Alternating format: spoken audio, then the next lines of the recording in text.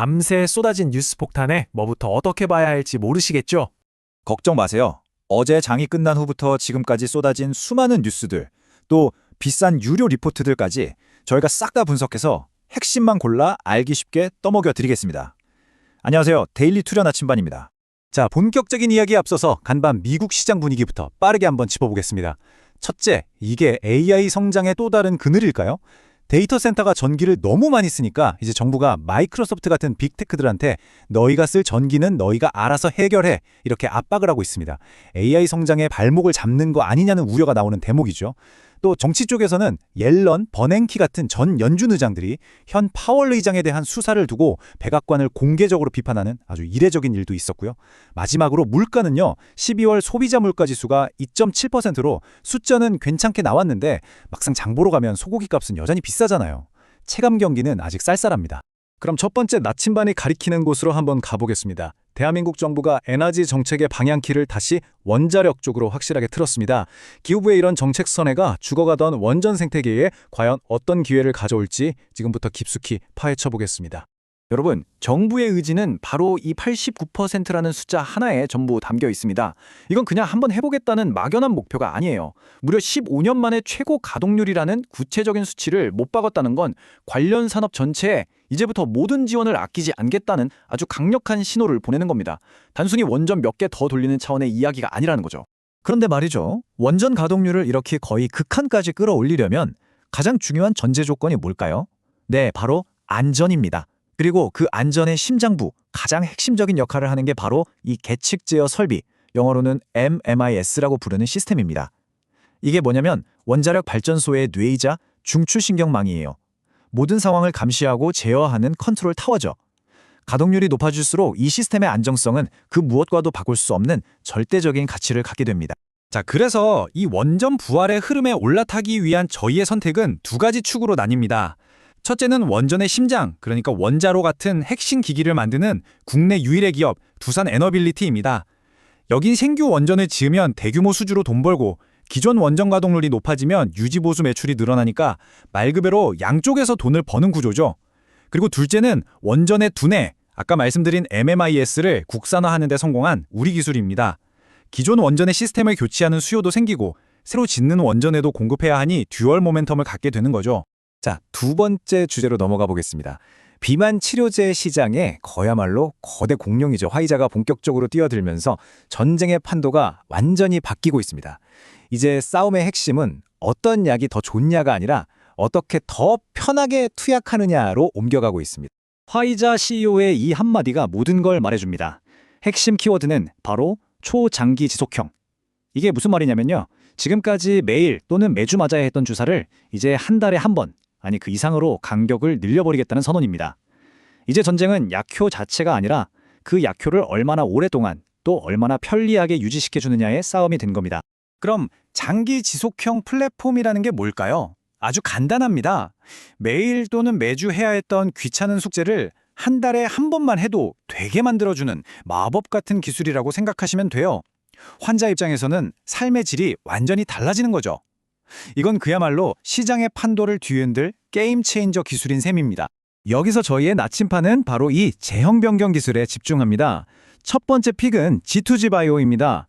이 회사는 비만 치료제 성분이 몸속에서 한 달간 유지되게 하는 플랫폼 기술을 이미 가지고 있어요. 그런데 마침 화이자가 우리는 월 한 번 맞는 약 만들 거야 라고 외쳤으니 이 회사의 기술 이전, 즉 라이센스 아웃 가능성이 폭발적으로 커질 수밖에 없겠죠.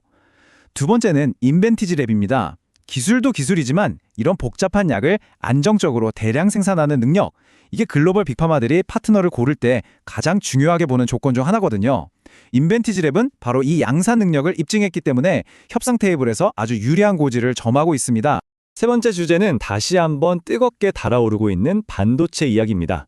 AI 칩의 제왕 엔비디아가 차세대 플랫폼을 딱 공개하면서 가뜩이나 뜨거웠던 HBM 메모리 경쟁에 그야말로 기름을 부었습니다. 이제 6세대 HBM 전쟁에 서막이 올랐다고 봐야 합니다. 엔비디아가 베라 루빈이라는 차세대 AI 플랫폼 이름을 딱 꺼내자마자 시장 전체가 들썩였습니다. 왜냐하면 이 플랫폼에는 6세대 HBM, 즉 HBM4가 탑재될 게 거의 확실하거든요. 여러분, 엔비디아의 로드맵은 곧 시장의 표준입니다. 그러니 SK하이닉스와 삼성전자의 발걸음도 그만큼 다급해질 수밖에 없는 상황인 거죠.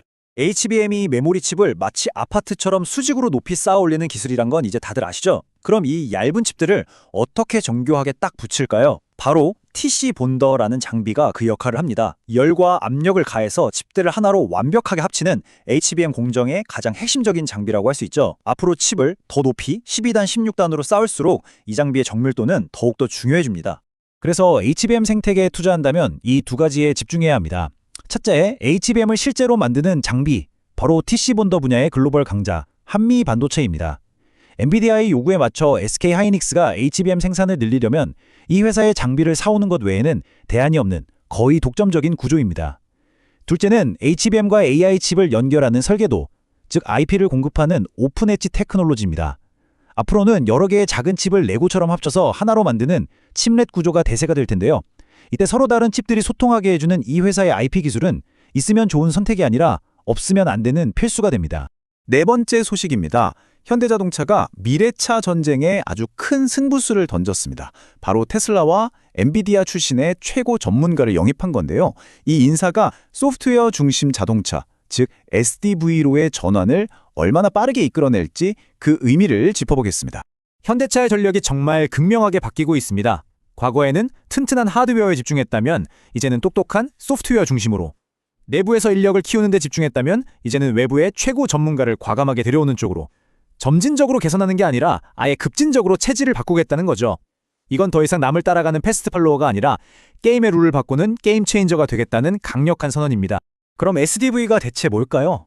가장 쉽게 비유하면 바로 바퀴 달린 스마트폰입니다. 우리가 스마트폰을 소프트웨어 업데이트만으로 계속 새 것처럼 쓰잖아요. 자동차도 마찬가지로 업데이트만으로 새로운 기능이 생기고 성능이 좋아지고 더 안전해지는 것.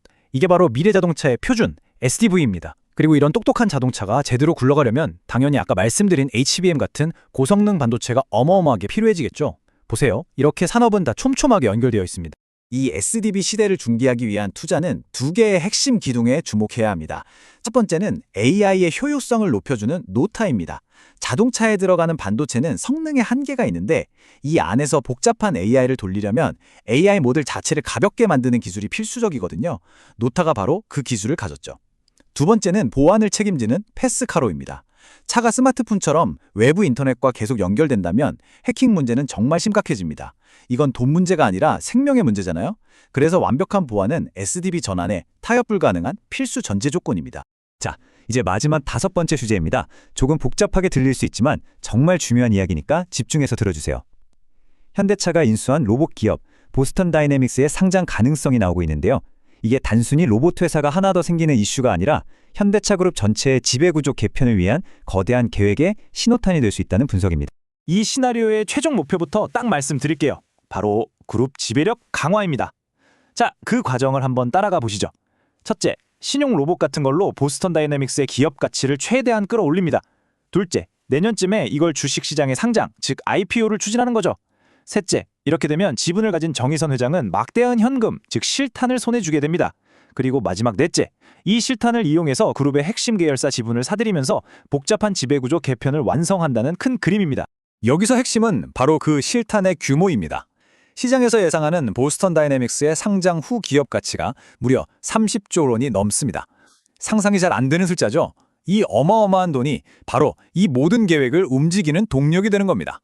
그렇다면 이 거대한 자금 흐름의 최종 목적지는 어디일까요? 첫 번째는 그룹 지배구조의 가장 꼭대기에 있는 현대모비스입니다.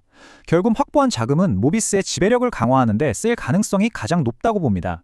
그리고 이 복잡한 개편 과정을 매끄럽게 만들어줄 핵심적인 도구가 바로 현대글로비스입니다. 정의선 회장의 지분율이 높은 회사라서 글로비스의 가치를 최대한 끌어올린 뒤에 이걸 개편 자금으로 활용하는 게 가장 유력한 시나리오이기 때문입니다.